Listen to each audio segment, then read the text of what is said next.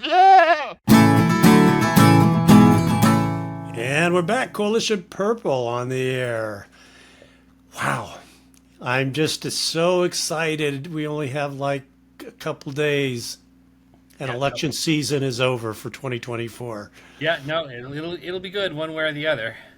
It will be, although it is going to be the election that probably goes on and on and on for. Well, It's that was actually something that I wanted to ask you, just because I thought it was something interesting to think about it. So we're recording this on Thursday. right. So when we record the next one next Thursday, that will be 2 days after theoretically the election has finished. So my question was going to be: do you think that we'll know who the president is by the time we do our next podcast? No, I don't think so either, and I think that's a disturbing thought. it is a very disturbing thought. And I mean, I think there'll be definitely projections of who's won, but as far as anything kind of official, no. Yeah, I don't think I so mean, either. and I know it never really will be official until they certify everything and all that through Congress. But yeah, no, it's funny because I was talking to a good friend of mine back in North Carolina today, and it was just because, well, every state is having its issues, right? And North Carolina's got some pretty weird races and things going on and stuff. Yeah. And I mean, he's nervous as heck, and he's just not sure what's going to happen. And I think a lot of people are feeling that way. This is the first time I've ever felt like it's just going to be really different. I think so too, and I feel like whichever, and I think I've probably said this before on the podcast, but whichever side loses is going to have to do some serious soul searching about, what do they do going forward. Yeah. But the only other thing that I sort of wanted to ask in relation to that is, because maybe I don't remember this correctly, but it seems to me that up until about 10, 15 years ago, we would know who won the election, immediately after the election happened. Be like they Yep. counted the votes, that's it. There may, I remember the challenge for the Bush-Gore election, and obviously Right. that went on for a while, but it was a concrete thing about why it was going on, because it was in court, and the court was going to have to decide, Yeah. what's going to happen with Florida. So you would kind of wrap your head around it. But nowadays it just seems like there's just no results. People are still like counting or looking for things, and it's like, why? 10 years Yeah. ago we could do it. Why can't we do it now? Yeah. No, exactly. And what's weird, and this is happening on both sides, they're already basically filing lawsuits Yeah. before the election, before the results are in, that this shouldn't have happened when it did, and all this kind of stuff. It's like, wow, and I don't know, I don't know how you get it back on track, other than what we've been talking about for a year now, right? Is Yeah. the only way to end this madness is not to keep contributing to the madness, and having rational discussions and having other options besides these two parties and all that. So you just hope that there's going to be enough people that are exhausted by this whole process that they'll finally just stop and say, okay, we need to help join the effort and get engaged Yeah. to do something different, because this is certainly not working. So I'll throw another thing out there, because I think about this from time to time, and that's the electronic voting machines that you get nowadays, as opposed to just having a little piece of paper and a pen. Because Linda and I were talking about this. I can tell you why I wouldn't want to have the electronic voting machines. Constantly have to update software. You can break them, and then they're going to be hard to fix. In a pinch, it would be difficult to replace them on election day if you had some kind of problem. So, I think there's lots of reasons why you wouldn't want them. What I don't understand is why you would want them. And I'm just curious, maybe you have an idea about why, like, voting on an iPad is preferable to voting on a piece of paper. Right. Well, one thing, and I'll see if I can find this. I put it in the show notes, but I just saw actually a stat on that the last day or two. I really need to start marking these things down when I look at them. As of today, this election, something like 97% of the ballots or votes are still have a paper backup of some form. Yeah. And it was so that was much higher than I really expected. I thought there was a lot more, electronic only. So that made me feel a little bit better because at the end of the day, and maybe this is just because of our age or something, but the fact that you don't have some kind of physical, tangible thing that you can point to and do recounts if you need to do recounts and that sort of thing, is just mind-boggling to me, at least at this point. And but yeah, no, I still prefer doing the paper ballot. I mean, we still go drop it off and all that stuff, but being able to do that at home and all that, me personally, Yeah. I prefer that. But I still like to be able to physically walk it in somewhere Yeah. and drop it off, which is what we did. I was going to say that I've heard that too about that there's, you go in with and you vote with the machine, but there's always a paper backup.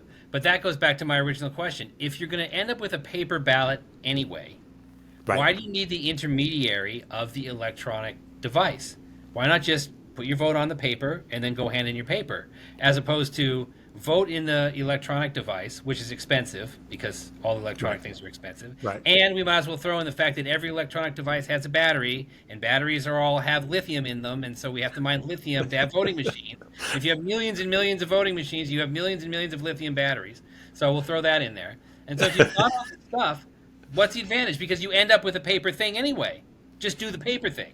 Yeah, well, I think the advantage is, I'm assuming, is just the efficiency of it, right? So it's tabulating things as you go. Because with paper ballots, right, you have to gather up all those paper ballots, and then they run them through a machine anyways, right? Right. And it's so that whole thing is automated. So that's the advantage, I think, is that it's tabulating.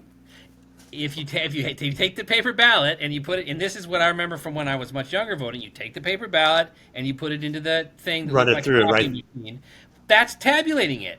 So Yes. if you're going to take the paper Yes. ballot and run it through a tabulator anyway, why do I need the stupid touchscreen? Because it's cool. I don't know. Now that one I'll buy. That one I believe. It's cool, man. I don't know. Well, and I guess, younger people wouldn't know what to do with a paper ballot. It's like, at this point, it's possible. it's like, hey, if it's not on a screen, they don't even know how to interact with it, right? I mean, and there is some truth to that, which is a little scary. But no, it's a good point because at the end of the day, it's going to be that paper ballot's going to be tabulated one way, shape, or form. Yeah. So why not just start there to begin with? Exactly. And the other thing is that, one of the things that got me thinking about this was there was something that was going on in LA because they were talking about the machines and about the how the maintenance had to be done. I'm trying to remember exactly how it was, but it's like you need to update the software every year. And so the company comes in and it updates all the software. But that's a big expense, to have to constantly because the counties don't own the software, and I'm not even sure they technically own the devices. And so you have this company, you pay them money to maintain the machines and to do the software updates. And the complaint was that the appropriate maintenance hadn't been done, over some span of time. Yeah. And it's like there's all this complexity involved, which involves a lot of cost, when all you really need to do is just print up a bunch of pieces of paper so when somebody walks into the ballot booth, they can go chunk, chunk, chunk, chunk, chunk, and they vote.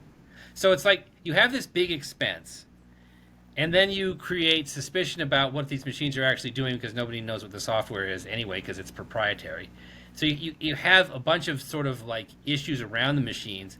And I still just have never really heard anyone say, okay, the reason we absolutely need to have this machine that you're touching is because, X, Y, and Z. And it's like, just get rid of it if you don't need it because it's costing money and it's not doing anything. Yeah, it basically does kind of add not only the expense, but it adds a step in the process, right? Because because if you do, in fact, that happened. There was a kind of a viral video going around of somebody who voted on one of those tablets, but that actually spit out basically a receipt for this person, which is just backwards of what we're talking about, right? And so it spits it out, and he's looking at it, and says, and it didn't reflect his vote for president. Now, what the election officials are saying is he pushed the wrong button, kind of thing. But he, at that point, he could take the thing and said, "This is not right." So then they gave him basically a paper ballot. Yeah. So he could correct his vote, destroy destroy the other one, and so it's just like, that's the thing about humans. We're really good at complicating things, and it's just part of our species. It's like if there's a way to complicate something, we'll figure that out. It kind of seems like that's what's kind of happened with the voting thing. But I just always feel like too that the delay in being able to know who won on the day of the election correlates with the beginning of the use of these type of systems. And it's like, again, I don't know exactly why it is that people can't seem to get the votes counted on time anymore, but anything that sort of like has any kind of correlation to it, I'm sort of like, if we don't need that and it looks a little funny, get rid of it. Yeah. Well, one thing that does come to mind now that we're talking about this is, I guess, although it's still, and this is still a pretty lame excuse. The only other thing I can see is the ballot security might be a little bit better in the respect of, like these fires that have been going on at some of the ballot boxes, like up in Washington and Oregon. Yeah. That it sort of forces people to go to a place and actually punch in the thing. But again, that still doesn't necessarily mean you need a tablet to do that. You could still just bring in a physical ballot. So, yeah, no, it's a great question. And honestly, part of the problem with the ballot boxes getting burned up is that we've gone to this extended voting period, Yes. where everybody gets a absentee ballot, and that's not how it used to be. It used to be that you had to request an absentee ballot, which is, Yes. I kind of think, the way it should be. And so more people are putting their ballots in the hands of either the post or in these ballot boxes.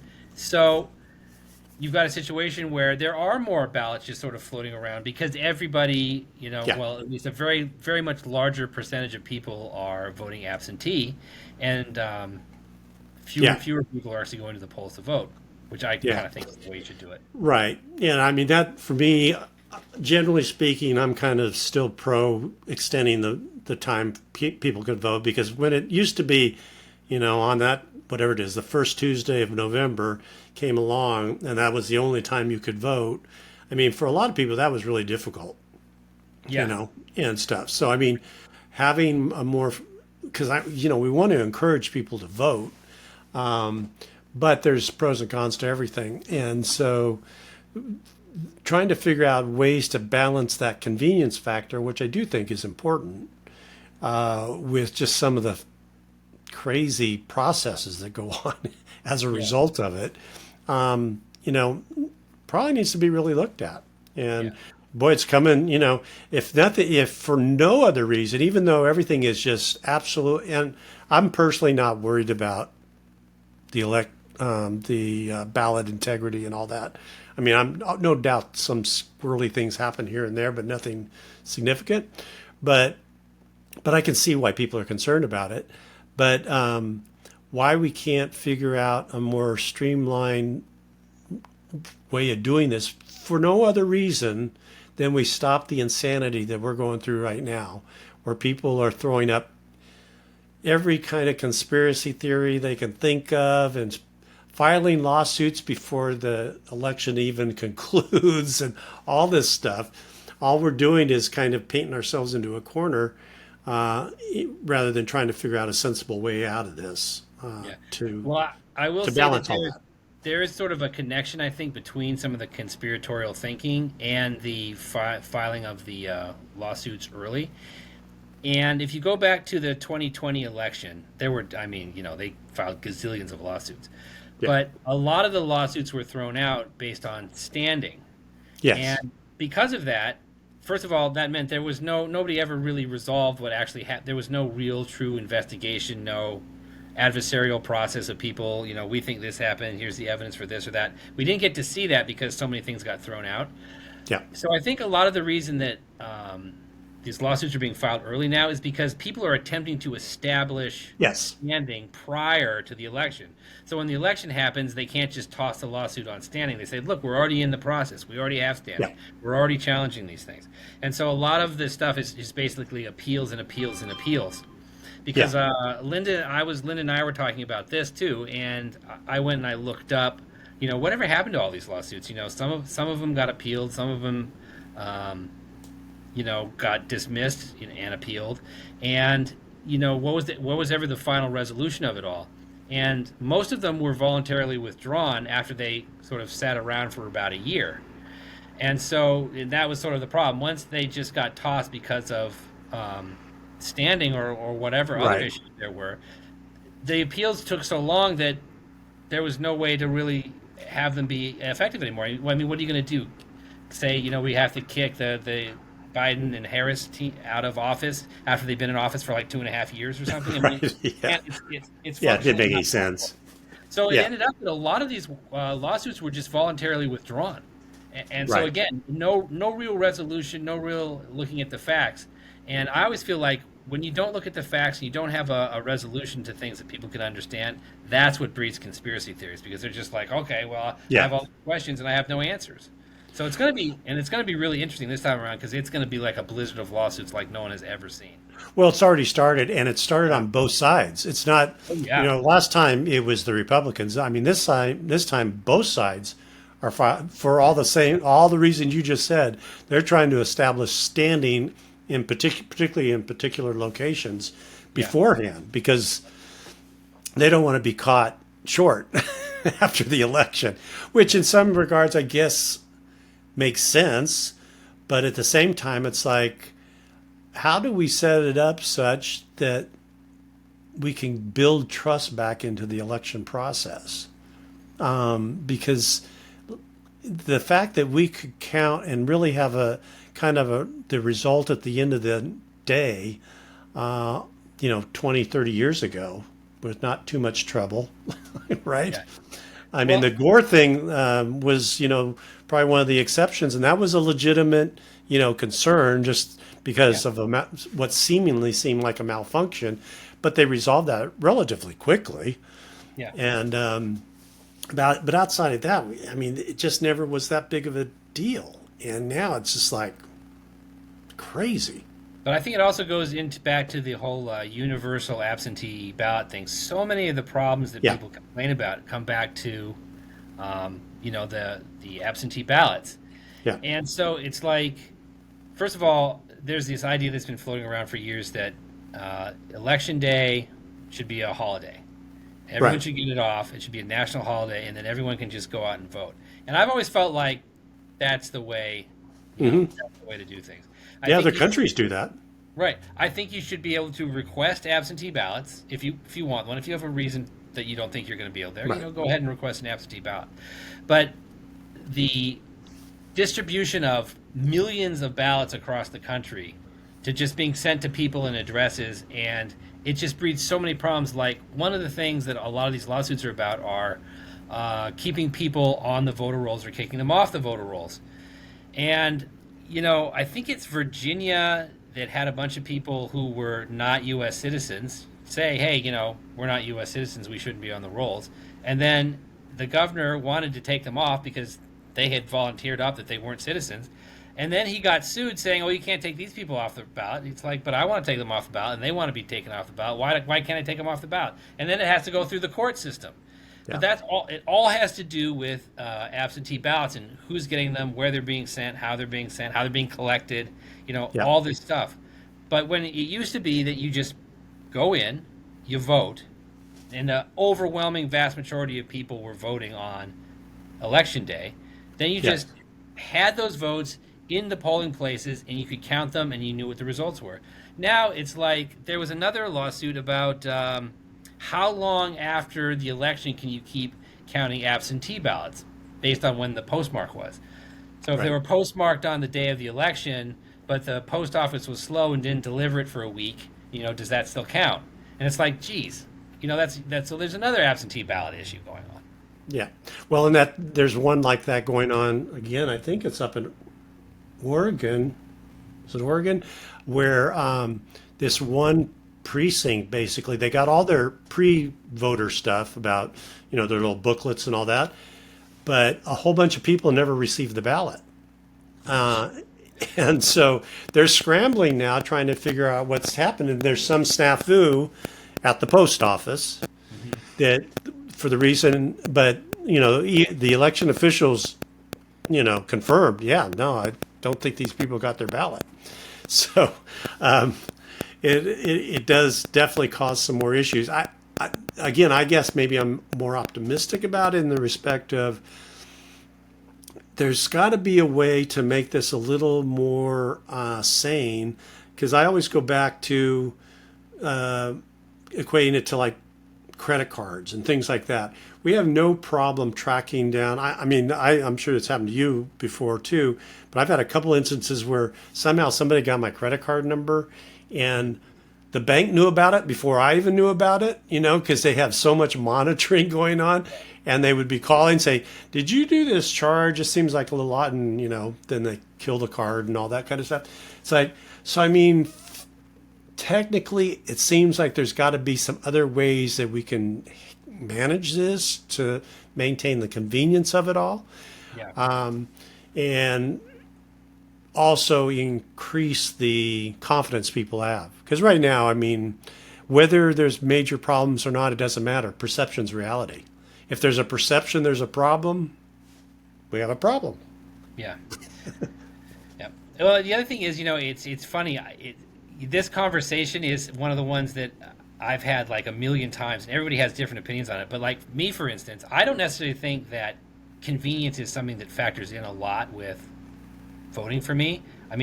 It's like if it's not convenient for you and you don't want to put in the effort to vote, fine. I don't care that you're not voting. So It's sort of like I always remember it was funny when I was in college. There was all this stuff about, we got to get the young vote out. You got to turn out the vote, and we got to have young people voting. And my reaction to that all the time, even when I was young, was I wouldn't want any of the people I know voting.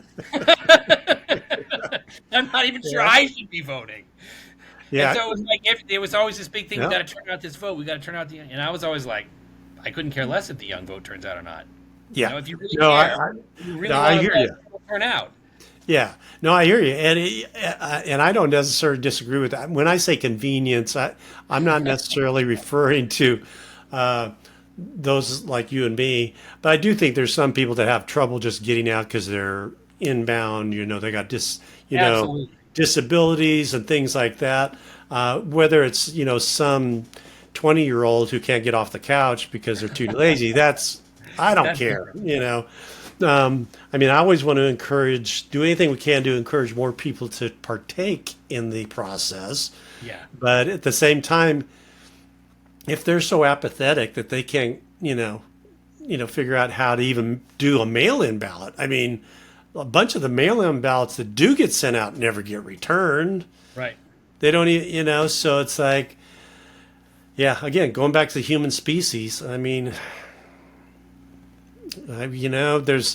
haven't quite evolved as far as we thought we had. yeah.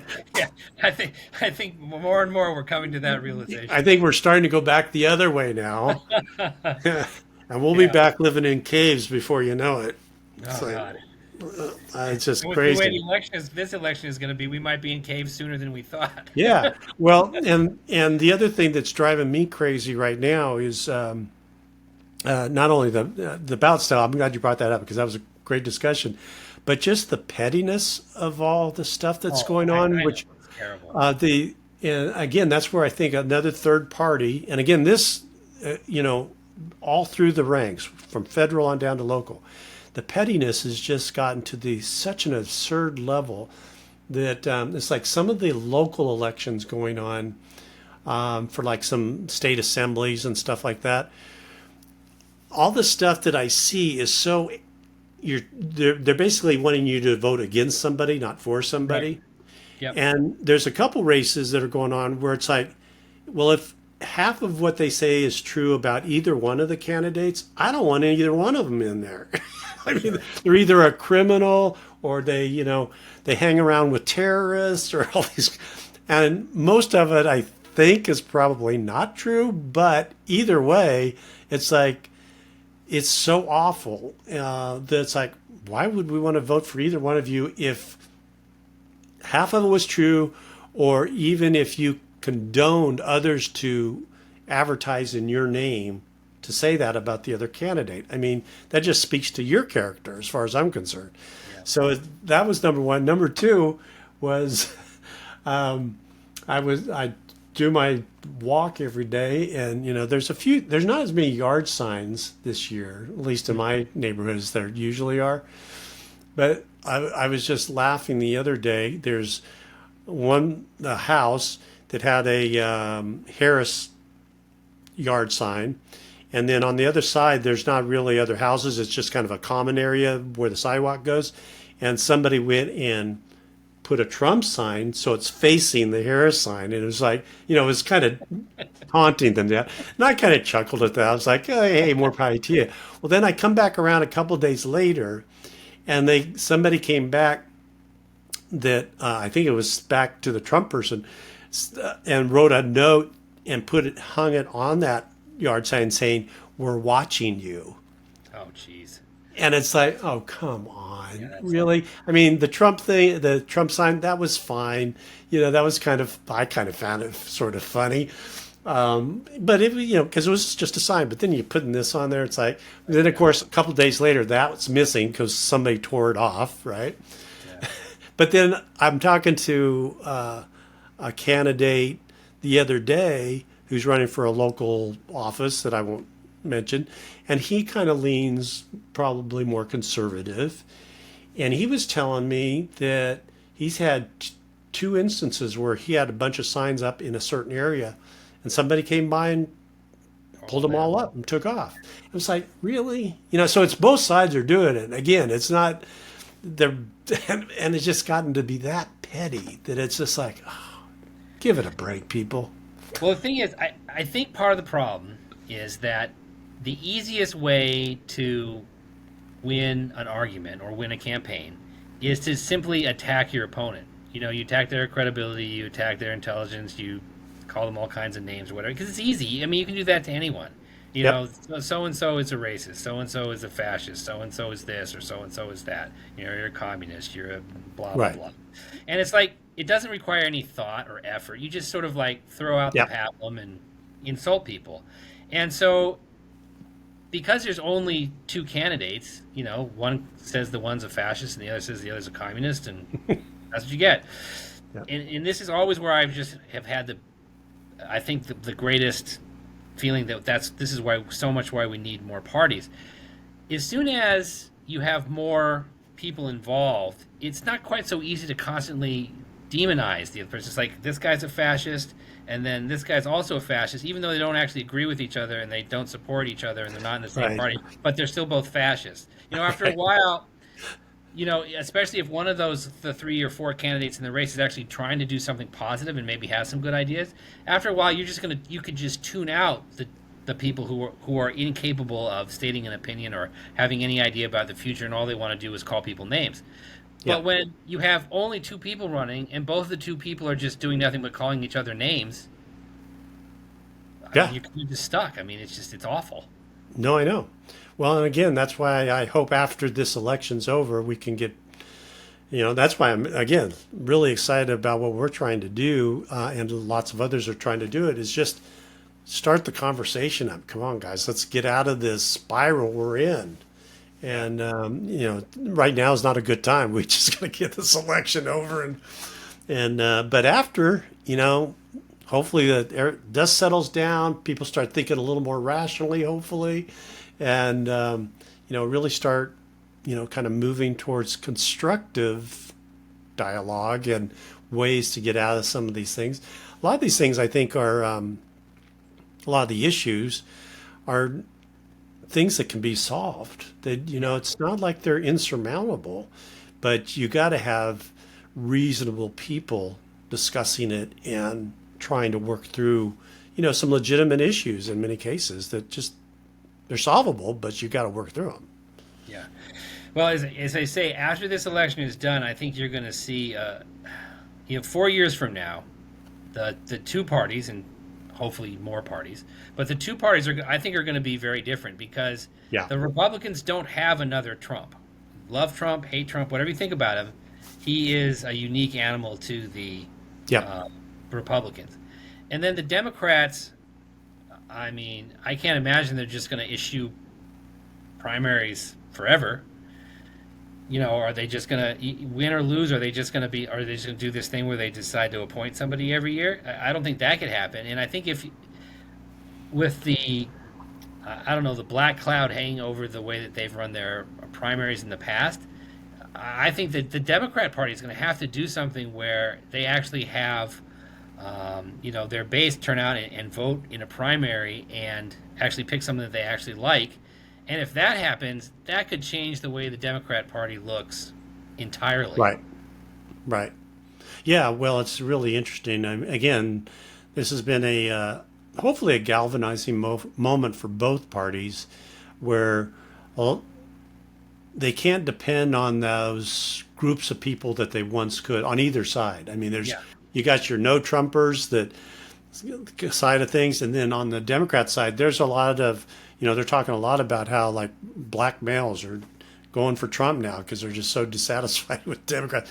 You just can't depend on those once were, dependable supporters because I think it's more of a symptom of best people are just frustrated.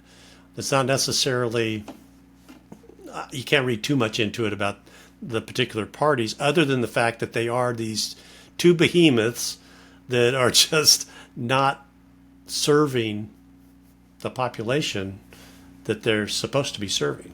Yeah.